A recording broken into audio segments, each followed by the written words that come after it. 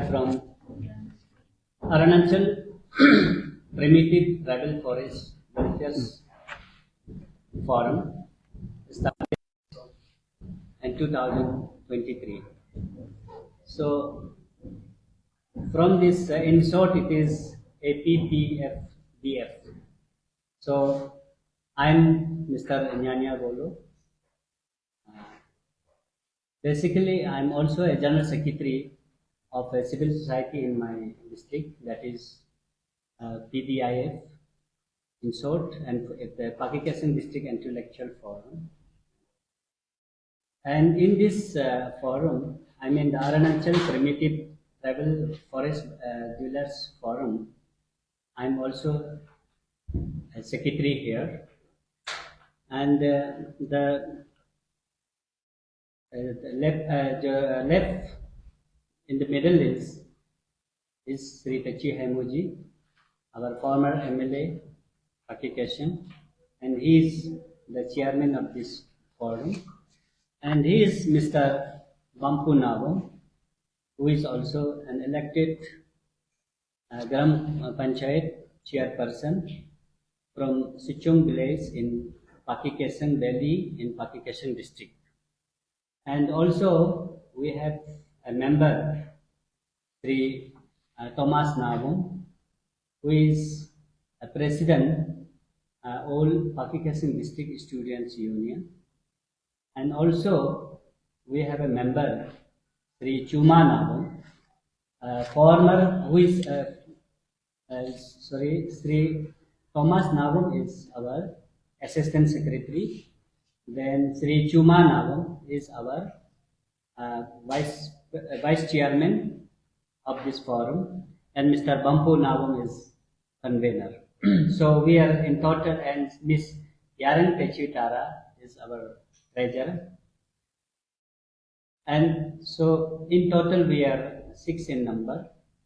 And why this has been, this forum has been, created, formed, and this has been formed from the cabinet decision taken place, order passed on 31st August 2023. So after passing of this cabinet decision order, so there was a big, this public referendum meeting at Pakistan in Lemi, Pakistan district. So from the August, gathering participated from all nook and corners, irrespective of this, like Gangburas, PRI members, then senior citizens, and almost all the stakeholders of the districts, and all NGOs, including the PDIF, Pakistan District Intellectual Forum, and DSO, and other frontal entire organization of the district. So this was formed, so that's why this press briefing is being conducted. So to make the detailed coverage of the press briefing, I would request our chairman to give detailed this of the this press briefing of today's press briefing. Good morning, everyone. Thank you, Nyanya ji. It's my second time having this press conference on same issue. The earlier was the acknowledgement of the notification of cabinet, which was issued by the Power Commissioner of Government of Arunachal Pradesh. Being an intellectual and educated and former MLA, I am also part of responsible for any wrongdoing, wrong policy. If government takes up, then we have to, make awareness to the people of state. So, considering that way only, I had a press brief here to acknowledge the community as well as government, and then through press brief. So that was, in that press brief, I told that I'll be having a public meeting to acknowledge public. So same way it was organized at Pakistan at large, and where I was elected or selected as a issue chairman and along with my this other colleagues. So ये अभी होने का बाद हम लोगों ने, उस समय मैंने कुछ मेमोरेंडम नहीं दिया था गवर्नमेंट को, लेकिन अभी कमिटी, पीपल्स मैंडेट कमिटी होके हम लोग एक कल हम लोग रिप्रेजेंटेशन बनाया गवर्नमेंट ऑफ अरुणाचल को देने के लिए चीफ मिनिस्टर को, क्योंकि ये इशू था कैबिनेट का एक ऑर्डर का इशू था, नोटिफिकेशन का इशू था, इसीलिए कैबिनेट का अथॉरिटी सिर्फ चीफ मिनिस्टर होता है, क्योंकि वो चेयरमैन होता है कैबिनेट का, तो इसीलिए वही इसको संज्ञान ले सकता है बोल के हम लोगों ने एक मेमोरेंडम बनाया and making all the commissioners, जैसे कि commissioner land record, commissioner power, commissioner tribal ministry and आपको ये सीओ पावर ग्रिड और पीसीसीएफ सेक्रेटरी पीसीसीएफ, तो ये सारा रेस्पोंडेंट है, उन सबको हम लोग ने ये कॉपी दिया and chief secretary government of Arunachal Pradesh, क्योंकि वो कैबिनेट सेक्रेटरी होता है, तो हमने पांचों को मिला, सारा कंसर्न को मिला, जिस चीज को हमने यहाँ में आपको आविष्कार किया है। तो ये सब्जेक्ट था, हम लोग का सब्जेक्ट था denial of rightful compensation to forest dweller vide notification 31 August 2023। Who are we? We are forest dwellers. तो फॉरेस्ट ड्वेलर किस लिए हम अपने आप को बता रहा है? We have been residing in the reserve forest under Papum reserve forest which was notified 1966। तो वहां होने का नाते हम फॉरेस्ट ड्वेलर हो जाता है एज पर दी जो मतलब क्या बोलते हैं वर्ड का हिसाब से। तो उस वर्ड को हम लोग देखते हुए, उसको हम लोग मानते हुए रह रहा था, लेकिन ड्यूरिंग 2005 में गवर्नमेंट ऑफ इंडिया ने एक नोटिफिकेशन लाया, क्योंकि रिजर्व फॉरेस्ट में रहने वालों को कुछ राइट नहीं मिल रहा था, रिकॉग्निशन नहीं मिल रहा था, इसलिए उन लोगों ने एक रिजर्वेशन नोटिफिकेशन लाया। वो नोटिफिकेशन को हम लोग बोलता है फॉरेस्ट राइट एक्ट 2006। ये है शॉर्ट फॉर्म में। अगर हम लोग इसको फुल फॉर्म में बोलता है तो इसका नाम है ये है, उसको बोलता है आपको कहा था, एक सेकेंड,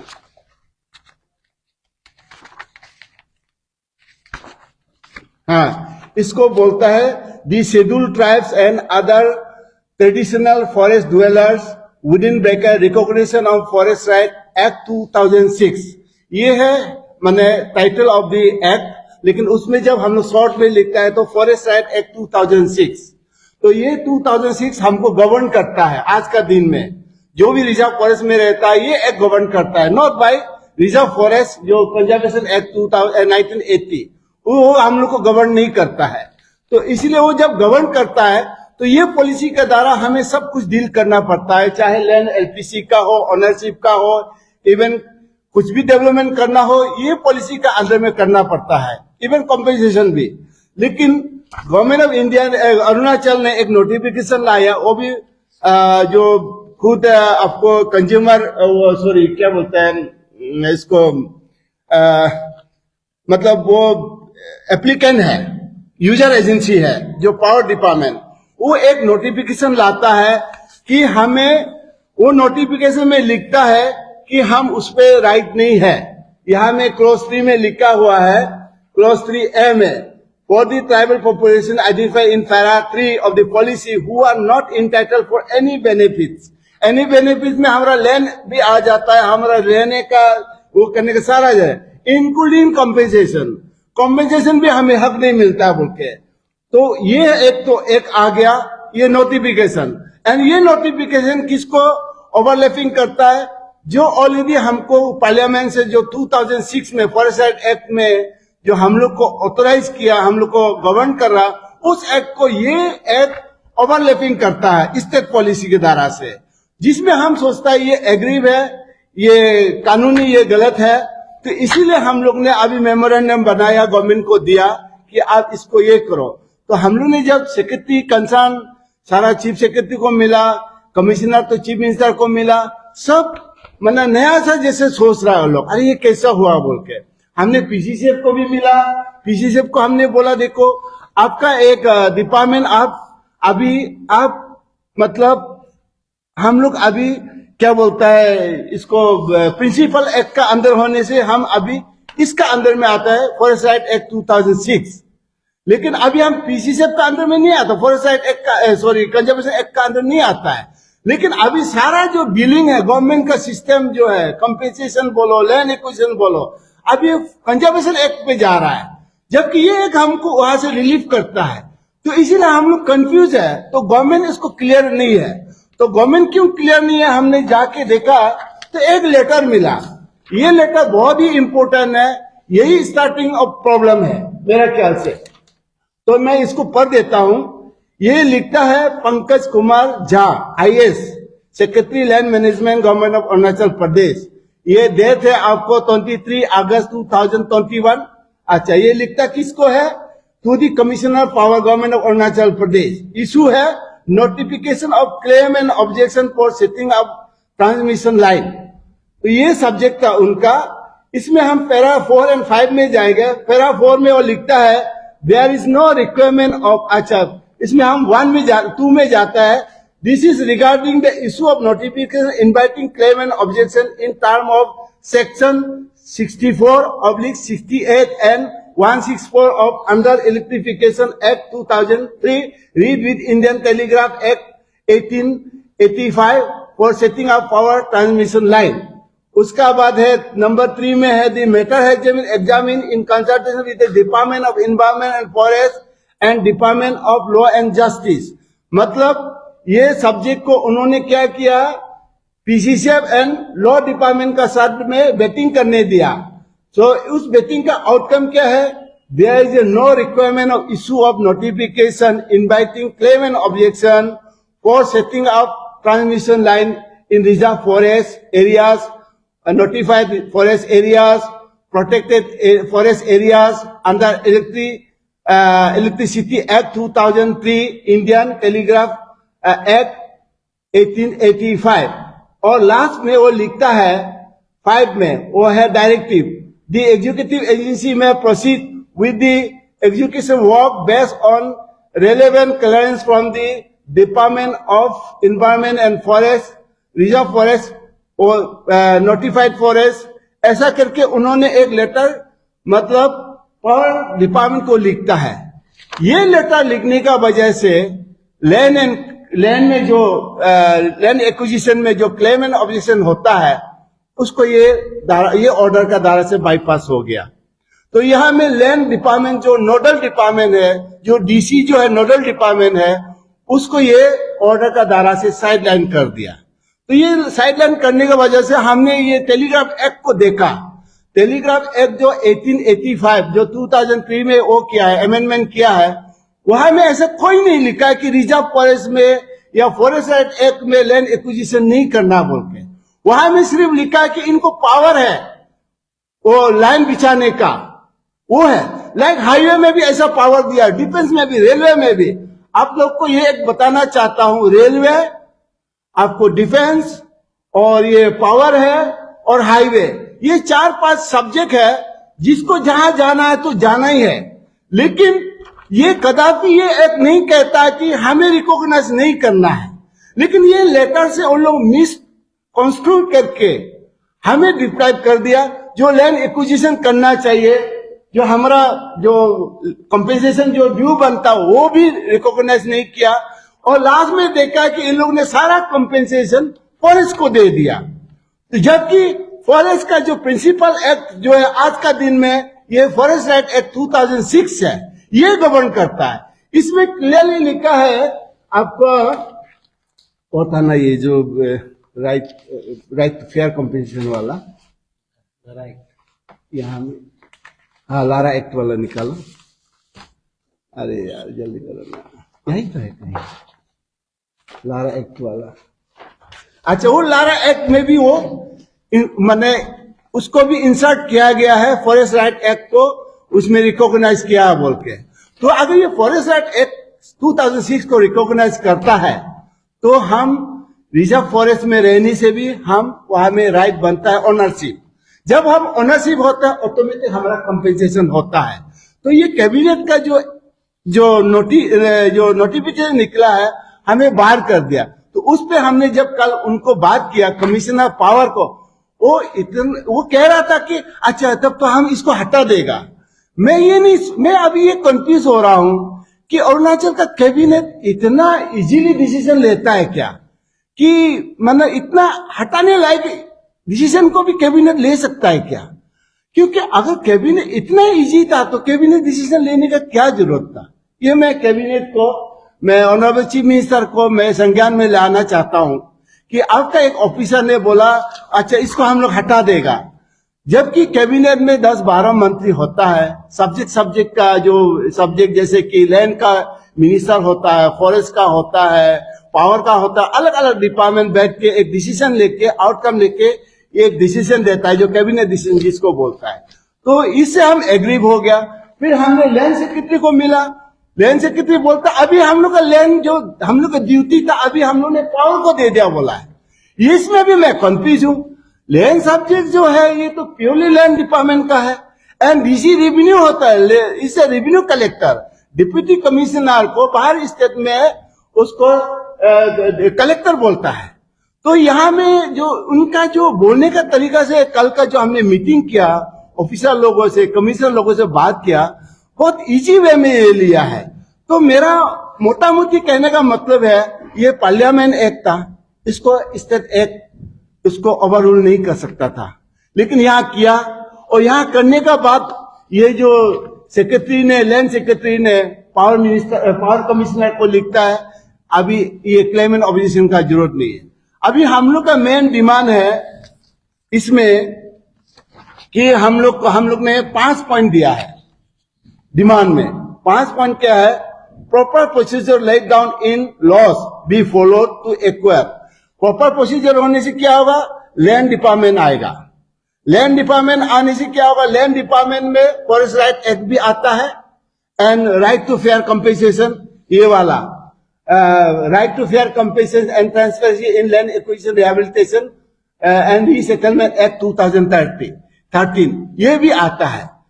तो ये प्रॉपर प्रोसीजर होने से, तो प्रॉपर प्रोसीजर होने से हमारा लैंड का स्टेटस भी हमको मालूम हो जाएगा एज वेल एज कंपेंसेशन भी होगा। तो ये हो गया फर्स्ट पॉइंट। उसका बाद सेकंड था नोटिफिकेशन क्लियरली शोइंग। अभी नोटिफिकेशन नहीं देने का वजह से हमारा लैंड ले रहा है ना, किसका ले रहा है नहीं ले रहा है, फॉरेस्ट का था ना पीडब्ल्यूडी का था, ये हम लोग को श्योर नहीं हो रहा है। जबकि अब ये हाईवे को देखा होगा, जब भी हाईवे को एक्वायर किया पीडब्ल्यू भी कंपेंसेशन लिया है, पीएचई भी लिया है, दुकानदार भी लिया, लैंड डिपार्टमेंट भी लिया, जितना भी हमने वो रोड में राइट ऑफ वे में जितना भी डिपार्टमेंट था सब ने कंपेंसेशन मिला है। क्योंकि इसके लिए नोटिफिकेशन निकालना पड़ता है, ये रास्ता से जाएगा, ये एरिया से जाएगा, तब ओनरशिप वहां में क्लेम एंड ऑब्जेक्शन आता है। तो ये हम बोल रहे हैं कि ये होना जरूरी है, ये हमने डिमांड किया गवर्नमेंट को। थर्ड है अभी इसका चलते हुए हम लोग का एलपीसी वाला दिखा दो। अभी देखो ये गंडगोल होने का चलते हुए अभी हम लोग के एलपीसी नहीं मिल रहा है। अभी हम लोग 12 पाकी केसे में जो रहने वाला फॉरेस्ट राइट एक्ट 2006 का हिसाब से हम एलपीसी ले सकता है। 4 हेक्टर एक family, 4 Hector, please note of it, 4 Hector एक एवरी फैमिली ओनरशिप ले सकता है, कम्युनिटी लैंड हो सकता है और इवन स्कूल के लिए भी हो सकता है। लेकिन ये जो गवर्नमेंट का धीरा डाला टैक्टिक्स, कभी बोलता है रिजर्व फॉरेस्ट है, कभी बोलता है अभी पावर डिपार्टमेंट इसको डील करेगा। तो इसीलिए हम जो 2006 फॉरेस्ट एक्ट का धारा होते हुए भी अभी हम एलपीसी नहीं मिल रहा है, और एलपीसी नहीं देने के लिए ये डीसी पाके केस में लेटर लिखता है, ये लोग रिजर्व फॉरेस्ट में है इसीलिए इसका पहले दिया हुआ एलपीसी भी कैंसिल करो बोलता है। तो ये अभी देखो हमारा हक छीना जा रहा है in spite having protected from the parliament through act. तो ये हमारा राइट को छीना जा रहा, ये एक एक करके। इसलिए हम एग्री होके आज प्रेस मीडिया में आया, थ्रू आप लोग का मीडिया का दायरा से हम गवर्नमेंट को भी बताना चाहता है, इवन हमारा बाकी अरुणाचली ये एक जो अरुणाचल होल अरुणाचल में एप्लीकेबल है। आज हम एक मैं उस समय मेंबर था, मैं एक को जब 2006 का एक लागू हुआ था मैं खुद मेंबर था, इसीलिए मैं मालूम हो गया पटक से। लेकिन बहुत सा शायद एमएलए है जिसको मालूम नहीं है, मैं उनको भी ये प्रेस कॉन्फ्रेंस द्वारा से मैं अवेयर करता हूं। कहीं आपका जैसे बालुपुंग हुआ, बाली में हुआ, इवन दो ईटानगर आप देख रहा है, तालोपुतम साहब आप डेली नोटिस निकाल रहा है, डेली सर्कुलर निकाल रहा है, पीसी साहब का ये ऑब्जेक्शन है।